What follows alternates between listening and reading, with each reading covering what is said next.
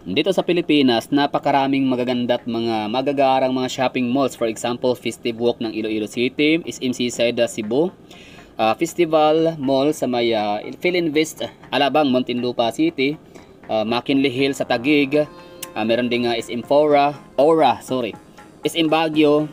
Napakadami, no? For example, Embarcadero de Legazpi ng Albay, magagandang mga shopping mall, mga kakaibang itsura, aesthetic, very unique.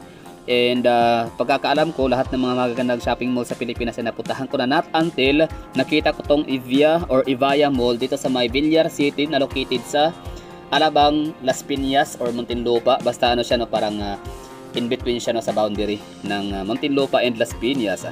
So yun, bali titinan ho natin ang loob ho nito, pero syempre bago natin i-explore ang loob ng buong Evia Lifestyle Center or ano tawag nito, basta pagmamayari ito ni Villar, titinan ho natin ang kanyang descriptions and the informations kung kailan nga ba ito nagsimula, sino na mamayari, anong kanyang sukat nito, no, kung gaano siya kalaki compare sa ibang mga shopping mall sa Pilipinas na sikat na napupuntahan ho natin.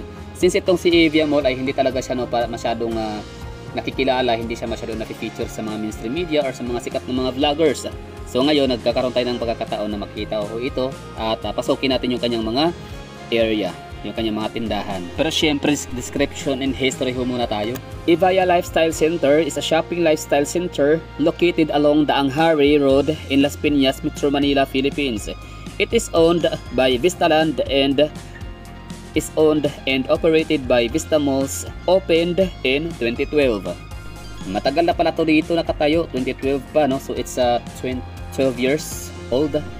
Meron siyang 200 plus number of stores and services. Meron din siyang total retail floor area of 120,000 square meters or 1,300,000 square feet. Sa number of floors naman ay meron ho silang building A, B, and letter C, and tsaka North Wing. So sa building A and B ay meron ho silang 3 floors kasama na ang isang basement. Tapos sa building letter C naman or building C ay meron ho silang 4 floors kasama na rin ang isang basement. At saka sa North Wing naman ay meron ho silang 6 floors kasama na doon ang dalawang basement parking. Evia Mall has a total of 120,000 square meter or 1,300,000 square feet of retail space and has a number of high-end retail stores including Rustan's Supermarket, Aldi Supermarket, All Home, and a number of high-end brands like H&M and Uniqlo.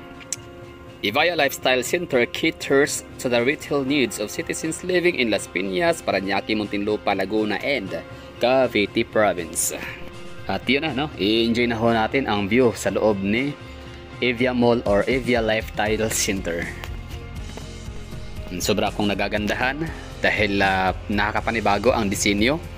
So kayo naman, tingnan ho ninyo kung maganda nga ba talaga siya. So kung magkasing taste ba ho tayo when it comes to design, no, sa mga shopping malls.